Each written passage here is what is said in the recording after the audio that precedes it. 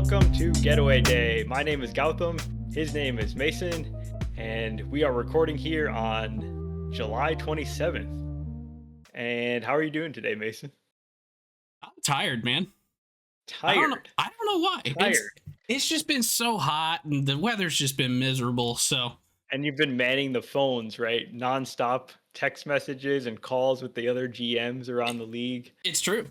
I've It's actually been been crazy. I've actually been on my phone quite a bit this week.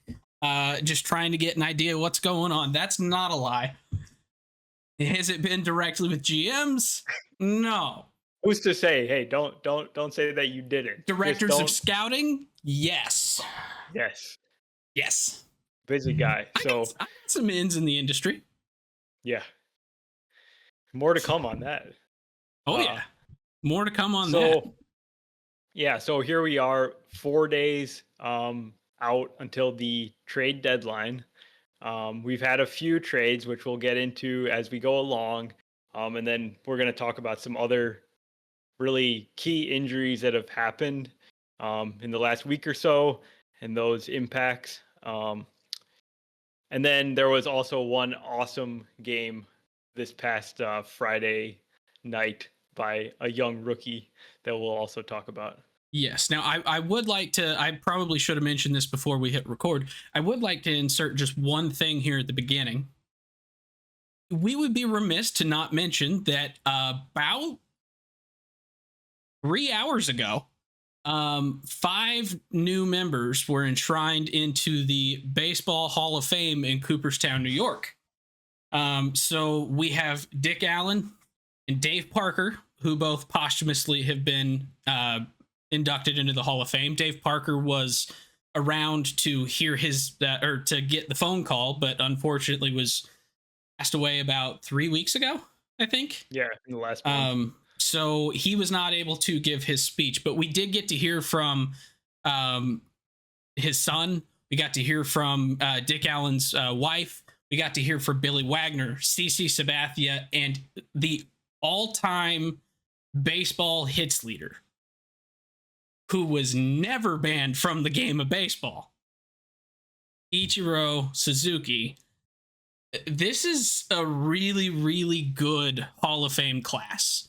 And I think there's a couple guys in this that I know people our age and younger probably don't know much about Dick Allen or Dave Parker. But like, if you go back and you watch their play and you just see the importance that they brought to their teams. Dave Parker was with the Pirates, with the Reds, and I think maybe one other team. Dick Allen with the White Sox, the Phillies. Like, these were very important players. Definitely worth going and looking into their careers and their history. MLB The Show just put some stuff into the game today to honor these players as well. But then, even out of the guys that people our age would know, Ichiro, Billy Wagner, and CC, I think Billy Wagner is one that I think people were a bit surprised. He'd been like a fringe guy, it seemed, as far as voting was concerned, for the first 9 years of his ballots. He made it in year 10, with 75% of the vote finally. But he's the most dominant left-handed reliever of all time, and a very, very important guy to Houston, to New York, the Mets. Yeah, okay. Yeah, Houston, the Mets, and this guy was just electric on the mound and did it for such a long time that relievers don't typically last in their prime as long as he did.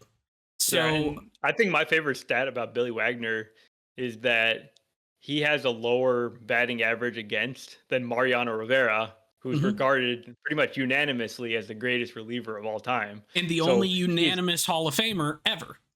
Right. So he's like doing something that this absolute legend, inner circle Hall of Famer could not do. He's the true hit suppression guy. And he's also like from a new era. He served a different role that has never been really recognized Yeah, um, a whole lot. he has a good amount of career saves, but he's by no means like one of the saves leaders of all time. Right. But he was consistently, I think, the Rolaids Relief Man of the Year, like over and over and over and over. Honestly, they should just name the award after him.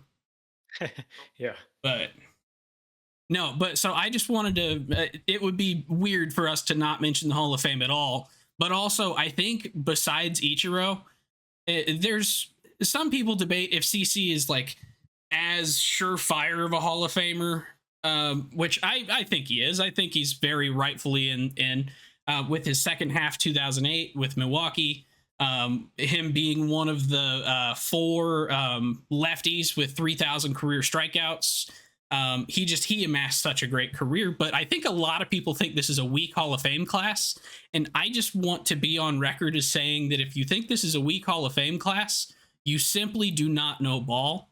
You need to go and look at some of these guys because these are very easily some of the best to ever play this game.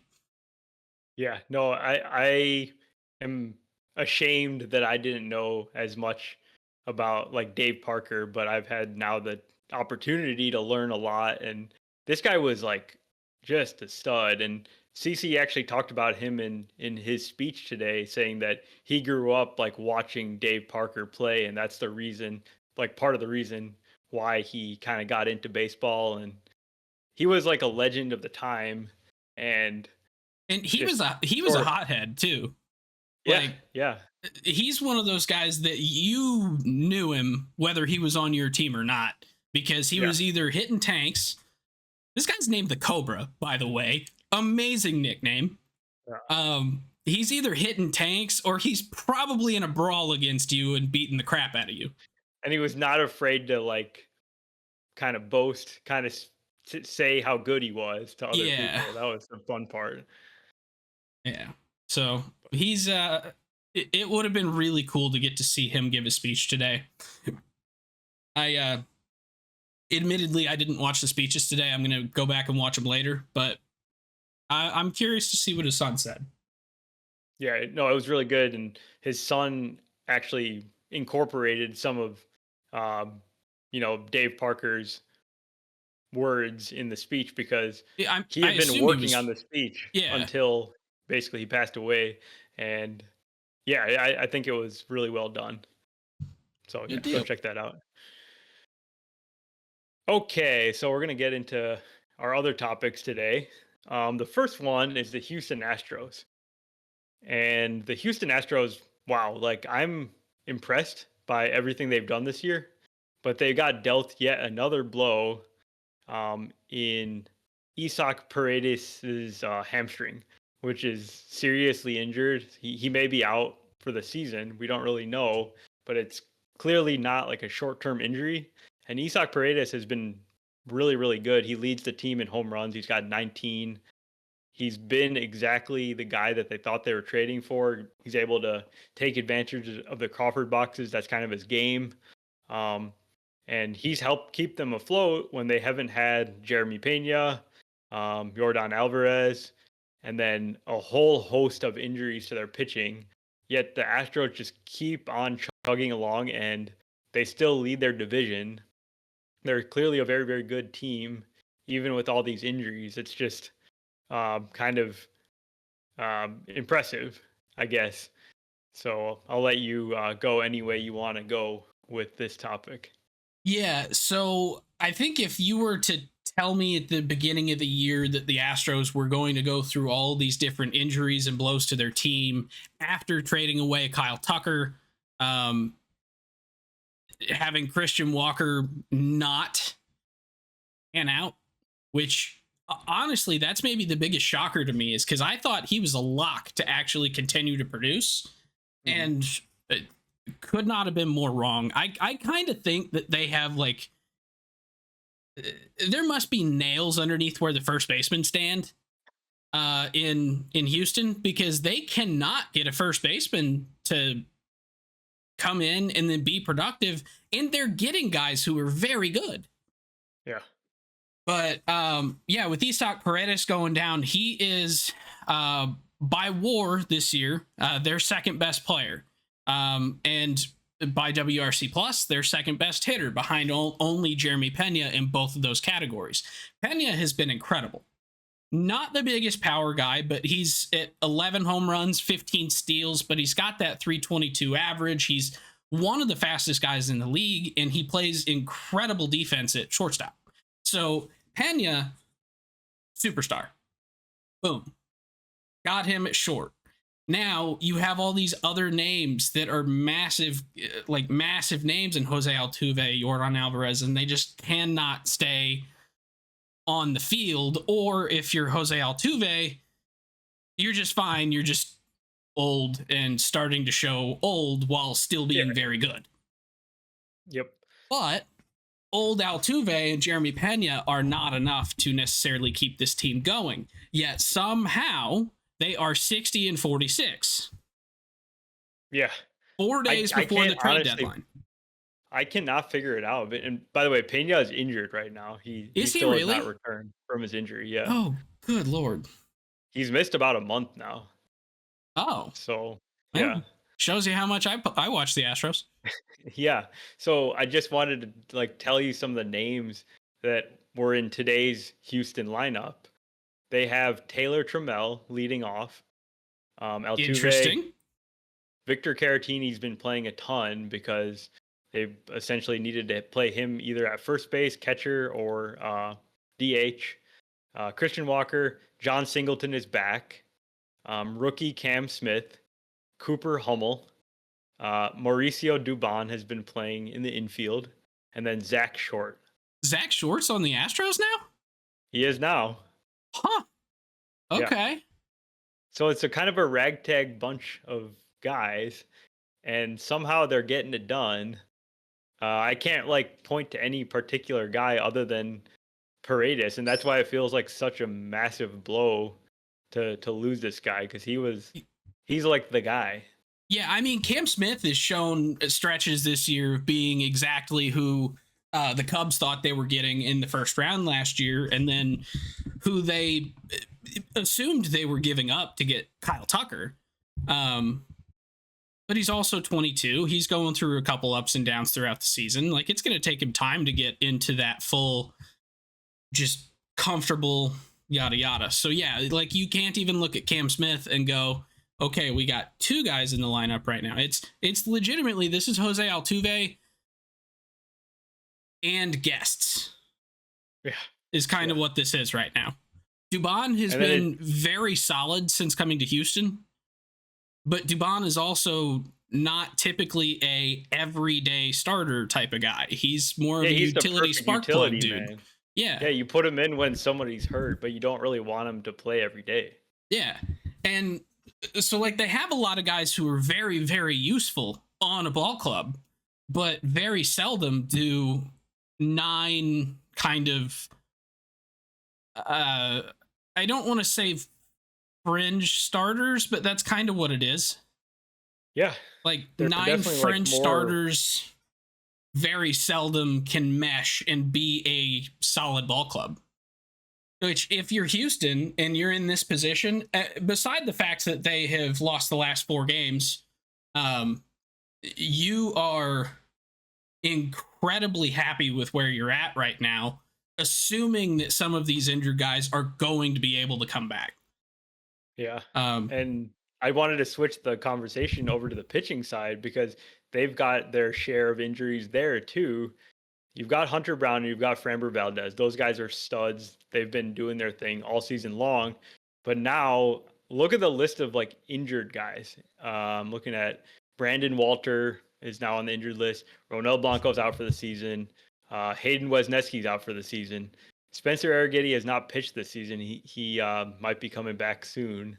The Astros Lance have McCullers. 18 players across the 10-day, the 15-day, and the 60-day injured lists right now. That is ridiculous. Yeah. Mm-hmm. I mean, who's left in this rotation at the moment? I mean, it's Hunter Framber Brown. I mean, that's it. Really, is Framber and Hunter Brown, because Yeah. Like Ryan Gusto came out and tried to make a spot start the other day and got blown up over 3 2/3. It was not pretty. Which actually, I believe that was the Nick Kurtz game, wasn't it? I believe so. Yeah, I think Yeah. that was Friday. So he did not have himself a great debut. Nope. I believe that was his debut, wasn't it? No, he's been pitching quite a bit. He's been doing spot starts, pitching out of the bullpen. Well, I think you have George Costanza here, Jason Alexander. Yeah. The good news is it seems like guys on the pitching side seem to be coming back. They've got a big list of guys that have not even pitched for them this season. I'm thinking of Christian Javier, Spencer Arrighetti, Luis Garcia. They're all doing rehab assignments right now. So if they can get some of those guys back, then they can maybe keep afloat. But I don't know. It feels like there's a real opportunity for Seattle to go win this division, because as good as the Astros have been, it just doesn't feel like they can keep this up. Yeah, this is a very tough situation to be able to sustain. Houston has a 4-game lead over both the Mariners and the Rangers. I'm a little shocked to see the Rangers that close. They're playing well. They've played well since the break. Yeah, 9-1 in their last 10 games, 6-game winning streak.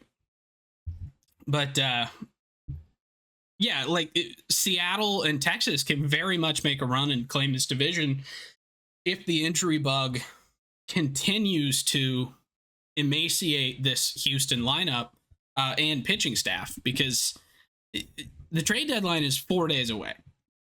There are ways to get some players after that, but it becomes a lot more difficult, and you got some very strict rules you got to follow as far as acquiring players after the 31st. And then really you only have a month until the players that are going to be in the postseason for you have to be on the roster.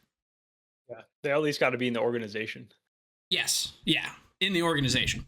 But yeah, so they're coming up on a couple of deadlines that they can't really control anything about it. But so what are they going to do with the deadline is my question. With Paredes potentially being out, do they go and try and get another third baseman? I think yes. I think you have to, because that's just been like a bright spot in the lineup. You want to somehow replace it. You don't want to roll out Mauricio Dubon every day. Dream get for Houston right now with the Crawford boxes, Gino Suarez. Oh, that would be fun. Yeah. Yeah. Because he doesn't need the Crawford boxes. No. But imagine if he had the Crawford boxes. It'd be fun. Yeah. Yeah. And he's available. The Diamondbacks are selling. He was probably going to be moved anyway. So this is the perfect situation for them to go out and get Gino. The problem is, I don't think they have the capital, like the prospect capital, in order to get Gino from the Diamondbacks. Yeah, it just seems like Gino is such a hot commodity right now. Mm-hmm. There's like 5 or 6 teams that we can make the exact same like argument for them really having Gino be a really good fit for them. So the competition is going to be fierce. And yeah, you're right. The Astros probably can't be providing the best offer. I mean, just looking at on Roster Resource here, the list of their top prospects. Cam Smith is not going anywhere. He's not a prospect, really. Well, he's not. Yeah. Jacob Melton, hurt, also not going anywhere. So you've got a 17-year-old and Kevin Alvarez, who's still at the DSL level, that is a future 45 plus. And then outside of that, you got last year's first round pick, Walter Janik, and that's really about all you got. So what are they going to do? They don't have enough that they could realistically give up to get a guy as high profile as Gino is this year. Yeah. But that is exactly what they need to, if they're going to be able to sustain the level of success they've had to this point. and hopefully get players back and be able to go on a World Series run. Because with this team healthy, a World Series run is not crazy. No. And that's the thing about the Astros. They will remain in win now mode, but they're so hindered by their two things. One, their prospect capital is limited because they've already been in win now mode for such a long time. They haven't really been able to replenish. And then the other part is their luxury tax situation because they typically like to stay under the tax and they're right there. They're right at the threshold. So it's not like they can go add a bunch of salary too. Yeah, and maybe that's something that Jim Crane's going to have to do this year is just say, if we want to be able to do anything at the deadline, we can't give anything up because we don't have anything. It's not like you have guys on the major league roster you could trade. They're all on the injured list. Yeah. You're literally running out a team of guys who about half of them have been DFA'd at least twice in their career. Yeah. Like, and that's not a joke. It's not an insult. It's just a fact. Like, these guys do not have much trade value. So it's not like you can. To wrap up this topic, I think that Dana Brown, the GM of the Astros, has done like a fantastic job with what he actually has. For this team to be in first place right now, with as much underperformance and injury that they've actually suffered, like, it's pretty good, but I don't know if it looks good for the last 2 months of the year. Yeah, I'm right there with you. I hope it works out for Houston. I am not putting any money on it working out for Houston.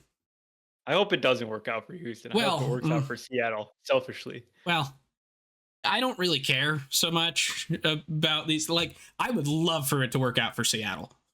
Yeah. But I'm not going to actively root against anybody. I don't have that much. Okay. Don't have that much animosity towards the Astros. Fair. But I don't either. I just like the Mariners. Yeah, that's fair. And now that they got Naylor, I also love it. Yeah. But, all right. Let's talk about the Royals, who rolled out Rich Hill this week, making his debut for the Royals. That's the 14th team he's played for in the major leagues. In his 21st season at the age of 45 years old. Yes. And he made his debut, he made his debut for this season against the Cubs, his original team, the team that drafted him back in 2002. In Wrigley, which is where he made his debut in 2005. Yeah, there we go. Yep. And honestly, I was kind of impressed. I thought it was going to go worse for Rich Hill against good Cubs offense, but he's still as, tricky as he's always been, and his curveball still is excellent, and he can do weird things like drop down, kind of throw sidearm, throw that 69 mile per hour curveball, and he'll do all kinds of things to throw off the hitter's timing. And he was just getting guys to pop up, and he was getting some strikeouts. I mean, it was not a bad start. He actually gave up unearned runs. So I don't know. 5 innings, 3 runs, 1 earned. Yeah. Only gave up 6 hits. Like, this is an incredibly good start for Rich Hill, who hasn't pitched in the major leagues since last year. He honestly hadn't pitched in the minors until about a month ago. It was one of those where he's at the age where I think he recognizes, as well as all the teams recognize, that he does still have something there. He does not necessarily have a full 162 plus spring training plus postseason of gas in the tank. You would get a blister. What? You would get a blister. Yeah. So waiting until beginning of July to bring him into the organization, get him on the mound in the minors, and he was pitching at Omaha for a couple weeks and then finally gets the call. But I kind of think that this is something that we might see with another guy or two here in the next couple years. There's one that's not quite 45, but I think he could be in a very similar situation here, and that's Chuck Morton. Yeah. Like, they're very similar guys. They both can really only throw about 87, 88 max now. Actually, Morton throws way harder, and Rich Hill was hitting 90, like Was he? 91. Yeah, Dang. that's But really that impressive. that curveball though is what keeps them in the league, because their fastball does not overpower hardly anybody at this level. Mhm. It's good enough that they could use it sparingly to set up an off-speed pitch, but that curveball, their change-ups, those are what you're looking for. And it sounds like it's started out well for Rich Hill, and we've seen here in the last month or two that it's really starting to settle in for Charlie Morton. Yeah. So I think he's gonna get traded. Rich But Hill or Charlie the Morton? Royals, Charlie Morton. Oh yeah, yeah. I was gonna say, why would they trade Rich Hill? No, they urgently need Rich Hill because we just got the news today that Chris Bubich, who's been their best pitcher this year, amassing 3.3 WAR, is going on the injured list. So they're down another starter. But based on their recent moves, the Royals are not throwing in the towel. They've actually kind of signaled that they're trying to stay in the race, trying to compete. They traded for Randall Grichuk yesterday to improve their abysmal outfield, which is something that I think we talked about last week that they were probably going to try and do. Yep. Is it the best move for them to try and compete? Not. But it's also not like the cost is astronomical. They gave up a relief pitcher prospect. It's not like they're mortgaging the farm system or anything. It's very reasonable, and it's not like, I got no problem with what the Royals are doing, even though I don't necessarily believe in the Royals. I don't have any argument against what they're doing. Yeah, they traded almost 26-year-old relief pitcher Andrew Hoffman from Joliet, Illinois. Went to the University of Illinois, Champaign-Urbana.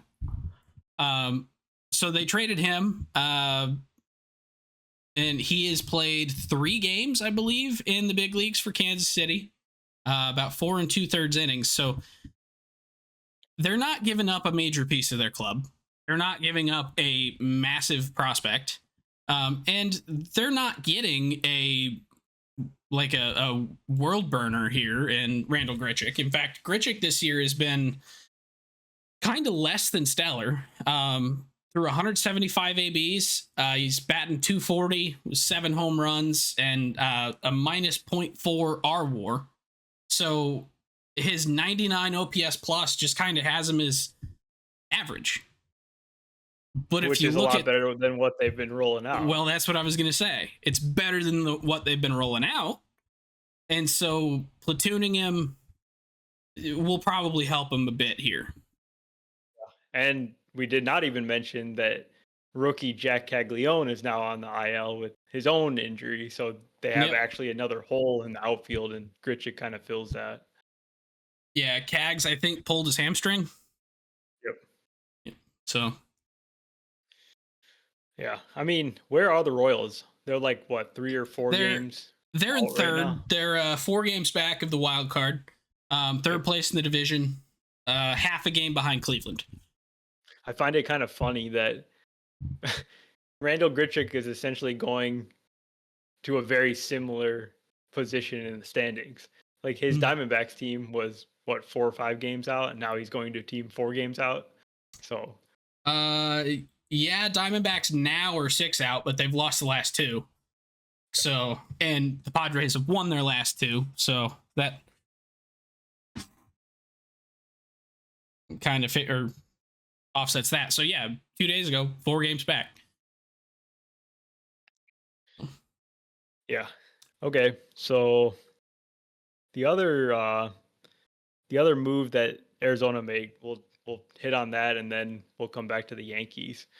But they traded first baseman Josh Naylor to Seattle. He's another guy with an expiring contract, and I mean, this is like a slam dunk, no brainer move for Seattle. I feel like because first base was a big issue for them, and now they have a guy that's pretty established. He's definitely like an upgrade over the guys they were putting out there. Yeah. So they're bringing in Josh Naylor, who has a career 267 average, but this year he's been hitting 290. And he, I think, amassed his career high in home runs last year at 31. He is not anywhere close to on pace for 30 home runs this year. He's only at 11. And that's a big ballpark. So Right. the That's odds not really of him, his game, though. well, like, yeah, yeah, he's misleading when you look at him because he's a massive guy, but he's Yeah. not a massive power guy. yeah. I took like I didn't I don't understand why everybody calls him Slugger Josh Naylor. Like he did have a good home run season last year, but I don't think of him Well, as a slugging type player. and 31 is a lot, but it's not by any means in today's standards a slugger. That's just kind of average, slightly above average. I guess, yeah. So now I am curious to see how this goes though, because I don't know how true this is, but I had been hearing just occasional stories over the last like 2 years about him being not the best clubhouse guy, which he's incredibly high energy. He gets amped. And I don't know if like maybe that's what people are talking about, where he just gets like so amped that it's like too much, or if he's like legitimately kind of a cancer in the clubhouse. But now you're bringing in a dude with a lot of energy into Seattle, a young, fun team. As Cal Raleigh, they're starting to get some excitement around there again. Bringing him in, his high energy, fans are probably going to love it. And I kind of wonder how much the fan intervention is going to help this club in the second half. Because if you get that, so that stadium, I know you haven't been there, Gowie, but for everyone else as well, that stadium is essentially a giant bowl. I went to a game with our buddy Matthew, and there was only 15,000 people there. It was actually the game that Abraham Toro got traded from Houston to Seattle a couple years ago. So the day before, he was wearing a Houston uniform and playing third base. The day we were there, he was playing third base for the Mariners. So we were there at that game. There was out of 15,000 fans there, and it's a big stadium. It holds like 45, almost 50,000, and it was loud with 15,000 people because it's just this giant bowl and it holds in all the sound. So if you get hitting dingers, you get Randy being Randy, and you get Naylor headbutting Scott Service? Dan Wilson. Who is Dan Wilson? He went to Barrington High School. Interesting. Yeah. But yeah, you get those three in there. That place is going to be electric. And they're filling the stadium with more than 15,000 now. So is that going to become an advantage for Seattle? Yeah, no, I like it a lot. I mean, on paper and just the way these guys have performed this year, this is the best Seattle offense that we've seen in this kind of era. Even though Julio's not been as good as he was the first few seasons, it seems like he's heating up since the All-Star break. I mean he's Randy's already got great. a 15-20 season. Yeah. He's heating up. He always does this. Second half of the year, he takes off. Yeah. But even like the supplemental guys like JP Crawford, Jorge Polanco, they're also well above average. I think this lineup is kind of scary with Josh Naylor added to it. Yeah, and so where does Naylor fit in the order? Is he like a number 4, number 5? I don't know what they've done. So roster resource looks like he's probably going to be somewhere around 4, right after Cal. So you got JP with speed. JP with speed to get on base. J-Rod with speed and some power. Cal with power, and then Naylor has a hit tool that'll clear the bases if there's anyone left on. You forgot And about speed though. He has 14 stolen bases this year. Naylor does? Yes, career high. I would He call stole that 2 more bags I today. would call that savvy. I would not call that It's speed. blazing speed. He's incredibly fast. I think Naylor gets stolen bases the same way Albert Pujols got stolen bases. Well, I mean, you got to give him credit. I mean, 14 steals. I mean, that's a lot. That's good. Yeah, but he is not a burner. He's no, he's not. You take him to Arizona, or not Arizona. Sorry, take him to Atlanta. Put him against the Freeze. I'm gonna guess the Freeze can probably run around the whole stadium, lap him, and then get to the finish first. Yeah. I don't know. Steals Josh Naylor. Let's go. Yeah, he's stolen 3 already with Arizona, including 2 today. It's only been 2 games. Yeah. Okay. He is having some fun. Yeah. But going back to the lineup, yeah, I mean, then they got Randy, Polanco, Dominic Canzone. I mean, it's a very good lineup. So then I think it would probably be good for us to look at the other side of this trade. So Arizona got back 2 guys. One of them, rookie reliever Brandon Garcia. He's pitched in 2 games. Has given up, I believe, 1 run. Has 1 strikeout. So I don't really know much about his time in the minors or if he was a high-level prospect or anything at all, but he's coming out of an organization that is very good at developing pitchers. So odds are there's something there. If he's made it far enough to make it to the majors in Seattle, he's probably got something there. And then they also got Oswego, Illinois' finest, Ashton Izzy, who is a prospect. I believe he's still down at high A. But at 21 years old, he's another guy who starting pitcher drafted out of high school. And he's been looking pretty good, honestly, in his career so far. He's at A-ball, he had a 2.85 ERA, fairly decent number of strikeouts, like somewhere around a mid-20s% A rate. Like, Izzy's got some interesting stuff in his repertoire as well. So it's definitely Arizona loading up on kind of lottery tickets here for Naylor, but Naylor's not their number 1 trade piece either. So if you get this for Naylor, I can't even imagine what they're going to get for Gino. Yeah, I think that it's pretty clear what Arizona is trying to do. They're trying to load up on pitchers. Both the trades they've made so far have been all pitchers in return, and that's clearly a area of need for that team because they've had so many injuries and so many like bad free agent signings. They need talent, and they've really struggled to develop their own guys. Brandon Pfaadt is really the only guy that has come up through their system that's had some significant time at the majors, and he's not been what they thought he was going to be. He's solid. He's not a number 2 like they had hoped. He's not an ace like they were praying for. But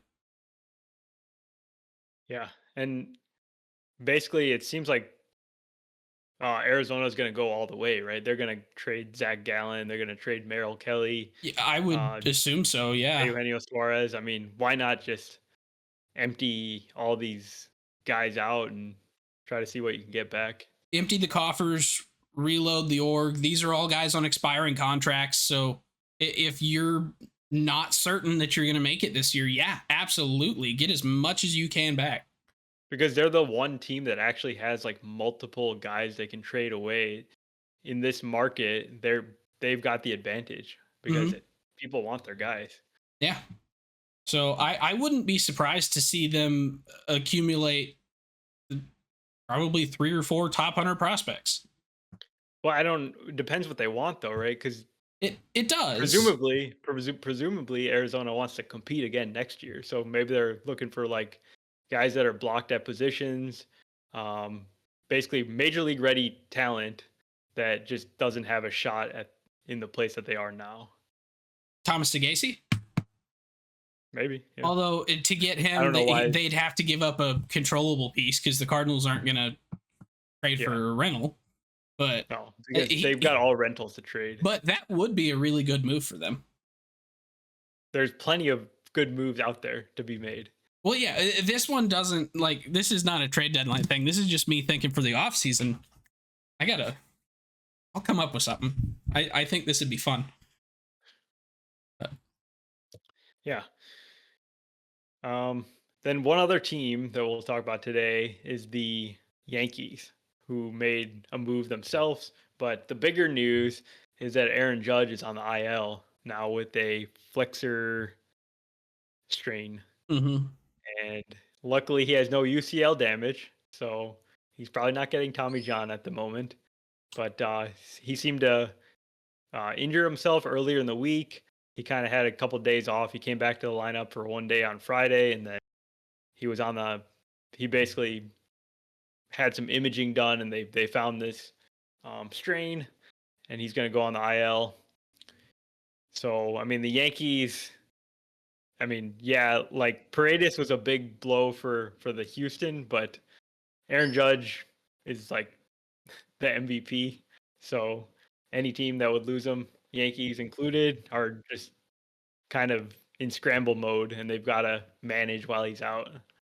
Well, and to me, the biggest thing with this Judge injury is that the Yankees historically do not have a great track record with treating injuries properly. And Aaron Judge in one of the games in Toronto threw a ball in from right field, noticeably winced when he did it. There was some concern. He sat out a couple days, and then went back in and immediately looked hurt still. So the media went to Aaron Boone and started asking him questions, and Boone's not gonna say anything to sell anybody out. His entire thing is just kind of protect the team here, keep the team going. But it raises some questions. Why wasn't imaging done maybe the first time? Why just say, okay, we'll sit you for a day and then we'll just put you back in the lineup. It'll be fine. And then it turns out he does have a significant injury. Well, literally year before, with Rizzo, the concussion. Yeah, I don't remember what year that was. I feel like it was last year. Because, yeah, I think it was last year. Yeah. So, like, they just had that situation last year, and head injuries and elbow injuries are two different things, but also this is your superstar. This is your perennial MVP. This is the face of your franchise. You would think that they would be more careful with him than anyone else. If there's any possibility that he has an elbow injury in a time where we're now seeing outfielders and infielders getting Tommy John fairly regularly, even the superstars, Bryce Harper just had it a couple years ago, you would think they would be more careful with that and go, oh, elbow injury on a throw, let's do imaging now, catch the flexor strain 3 days early, not put him back in a game where he could potentially re-injure it. Like, I don't think he did re-injure it. I think it's still hurt. But I think so. It's the entire thought process here that's the problem. Yeah, and I guess I agree with everything you're saying, but also some of the blame goes on the player too, right? Because he might have said, I'm fine. Thing. I don't need any imaging. I'm good. I'll be good tomorrow." Yeah, but I agree. There is some blame on him. at the same time, the organization has, I think, the bigger responsibility to protect their assets because, yes, the player's going to want to go play every day, especially a guy like Judge. Yep. Judge probably would have played through a broken toe if they would have let him. Yeah. But I think that both he and Boone expressed optimism that it was going to be a 10-day injury, but we'll see if that actually happens. Yeah, and I'm going to guess they'll activate him. I'm going to guess he's going to get a cortisone injection, try and help reduce the swelling and help it heal a little faster if possible. But I don't know. It's just the Yankees are in a position where they need to get back into first place, for one, because they are 5.5 games back of Toronto. They don't have time to be messing around with injuries. They're not even in a wild card spot right now. Oh, wait. Yes, they really? are. Sorry. They're a game and a half ahead. So, yes, they are in a wild card spot. My bad. My vision's not very good today. I thought it was a minus. But yeah, they don't have time to be messing around with injuries. Like, no. If you think a guy might be hurt that's that important to your lineup, deal with it day one. Don't deal with it 4 days later. Like, it seems so obvious.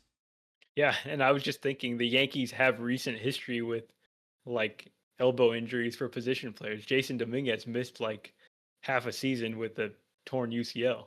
What's Oswaldo Cabrera's? Oh, he shattered his ankle. Okay, his was ankle. Okay. Yeah. Yeah. But yeah, I don't know. So the Yankees did make a couple moves over the weekend though, because they have not just the Judge hole to fill, they've got a big problem at third base. DJ LeMahieu was not the answer. He got DFA'd a few weeks ago, and they've kind of been going with like Oswald Peraza and there's another guy, but it's not really been working out at third base. Has Jazz been playing third base this year at all? He has, but now he's been shifted over to second base full time since he came back from his last injury. Okay. He seems to like second base a lot more. So they went out and they got Ryan McMahon from the Rockies. Ryan McMahon's been a veteran now. He's in his 9th season. He's been a Rocky for forever, it feels like. I think perennially the bright spot of the Rockies. Do you think Ryan McMahon's the only guy that's played a playoff game for the Rockies? Because I believe he has. Has he? What year would that have been? Oh, it would have been a wild card game, 2018. 2018, yeah. Yeah. Yes, I believe he's the... No, he's not the only one. Freeland. Okay. Because Freeland's good year was 2018. Right, yep. Yeah. So... But yeah, I mean, I'll just talk about the Rockies real quick. I mean, it's a complete... They're actually doing something different, which is trading the guys that have value on their team instead of just trying to hold them and basically never making any trades. So good on the Rockies for actually making a move to trade Ryan McMahon. Yeah, and McMahon's not a free agent after this year either. Like this is a multi-year deal. As far as the Yankees are concerned, he's going to be there for 2 more years. Yep. And fairly large contracts too. Yeah, it's 6 years, 70. So he's getting what, like 12 a year? I think it's more. I think it's like the 20 range. His AAV is coming out to 15.4. Yeah, I think it's backloaded though, so they've got quite a bit of money to pay him. But what do you think about that fit for Ryan McMahon? Because honestly, I like just about any fit for McMahon. Getting him out of Colorado because he's a very good player. Like he probably benefited a little bit from Coors. He's a career 240 hitter. He's not got the best hit tool in the world. He's a very good defensive third baseman, which is something that the Yankees very much need. Yes. 16 home runs this year, 140 in his career in 7 years. He's constantly like a 2.5 WAR player. Like he's a very good player. His OPS plus is usually somewhere in the 90s.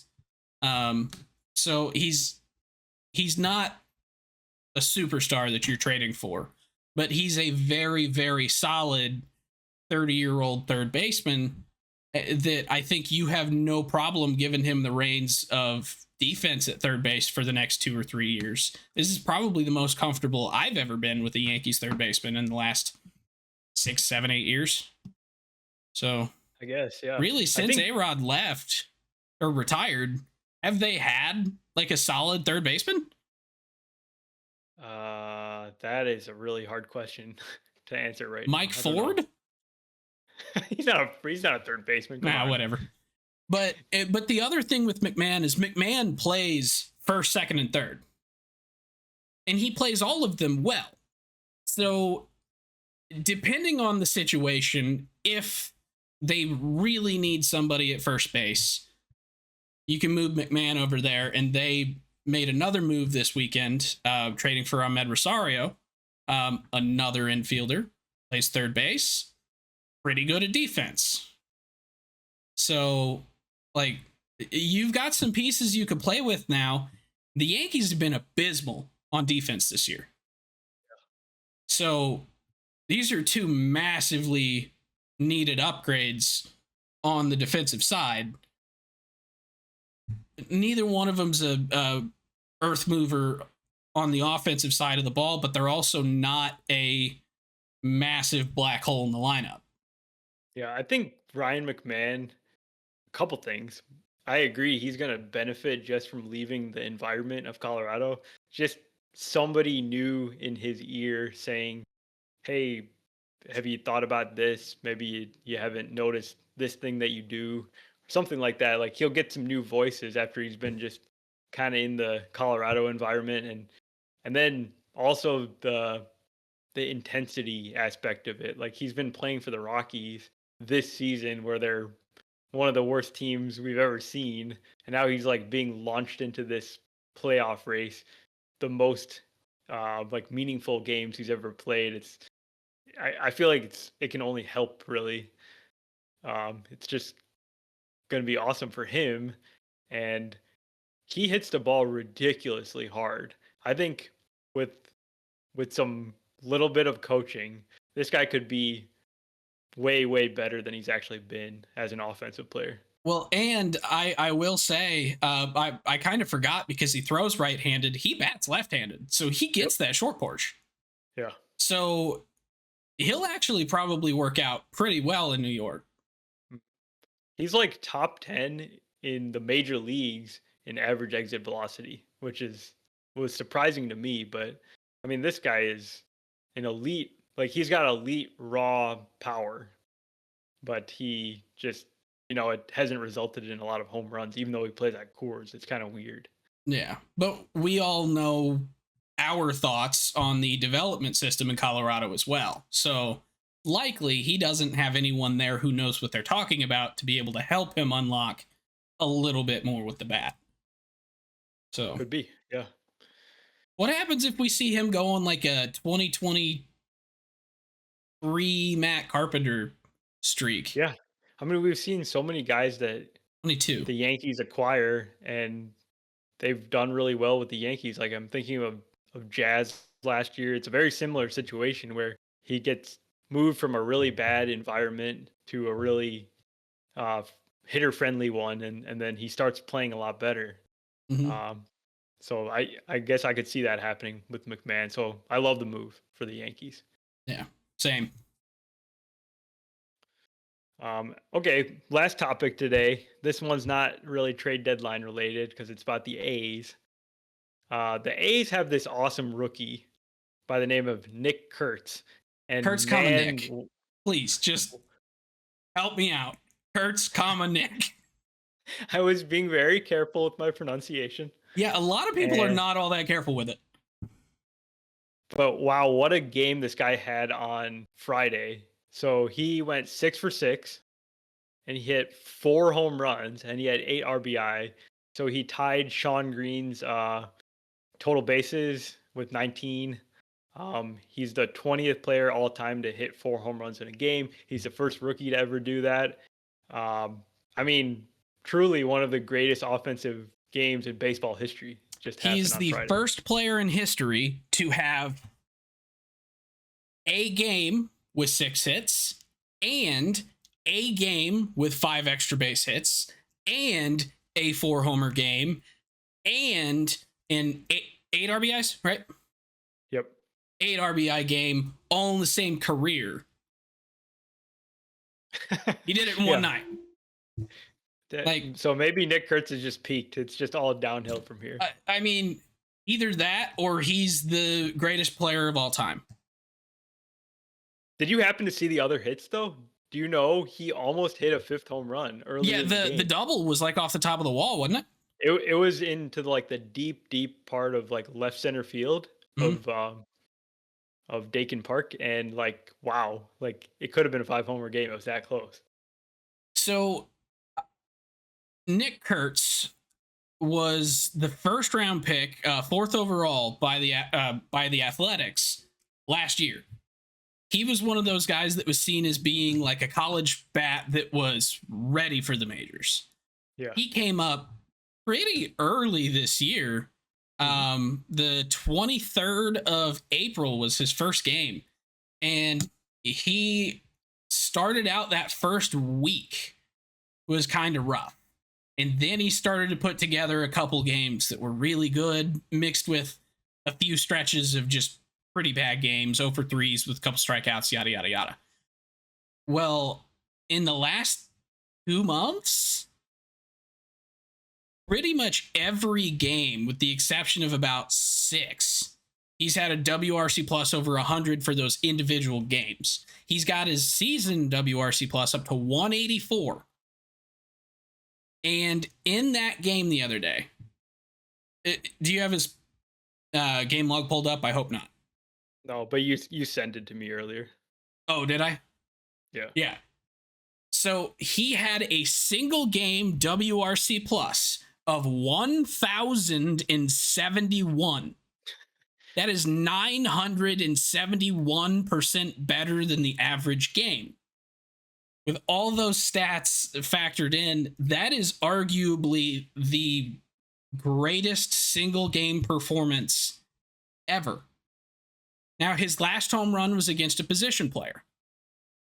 Does that take away a little bit of the shine from it? I don't think so. I think it's phenomenal that it got to the point where they put a position player against him and didn't just also go, because I would have. But you know, when you were describing Nick Kurtz earlier, you were saying that he was supposed to be this like basically finished product coming out of college. The guys that came to mind when you said that, Spencer Torkelson and Andrew Vaughn, and neither of those guys actually ended up being the finished products that they were supposed to be. But Nick Kurtz seems like he's actually like that guy, and he is like incredible. I think he missed some time with an injury as well, but he basically came back from that injury and he did not miss a beat. He's just been mashing. He has 23 home runs on the year and just 200 some at bats. It's remarkable. Yeah, 276 ABs. Yeah, it's just crazy. And yeah, he's so good. He's not even 23 years old. Yeah, he looks so young, which is crazy. I don't know. There's a couple signs here for the A's that if they decide to not be themselves and invest in their young players and keep them, unlike what they did with Olsen, Matt Chapman, Sean Murphy. I was going to say the catcher that's in Atlanta. What's his name? Yeah. They have a potential to be very good for a very long time because they have a couple other guys in their system that are not this good, but also pretty darn good. Jacob Wilson is going to have shortstop lockdown for a very long time, and he's been struggling recently, but he's got it. They've got some good pieces. But Kurtz kind of reminds me of basically anyone on the Angels the last couple of years that they've drafted. They basically only draft guys that they could just kind of put into the majors as quickly as possible. Neto got in very quickly. Christian Moore got up very quickly. All the pitchers got up very quickly. Nolan Schanuel. Yeah, Schanuel. That's a perfect example. Another first baseman, looks incredibly good. Like, he deserves to be here. Came up the same year he was drafted. So, yeah, like, this is becoming a pattern, and it's especially becoming a pattern with some of these cheaper teams. Yeah. So I think this is probably a bigger topic, but like, yeah, colleges are getting these guys pretty prepared where first round picks can make it to the majors in like a year or less. It's impressive. Yeah. Okay, so that's our show for today. Next week we'll be able to talk about all the trades that went down on the early part of the week, and we'll talk to you then. Thank you very much. If you enjoy the podcast, please subscribe on your favorite podcasting app or YouTube to make sure you don't miss any future episodes. Join the conversation on Facebook, Twitter, Instagram, and TikTok at Getaway Day Pod. If you enjoy card collecting, check out our sister YouTube channel at Getaway Day Cards.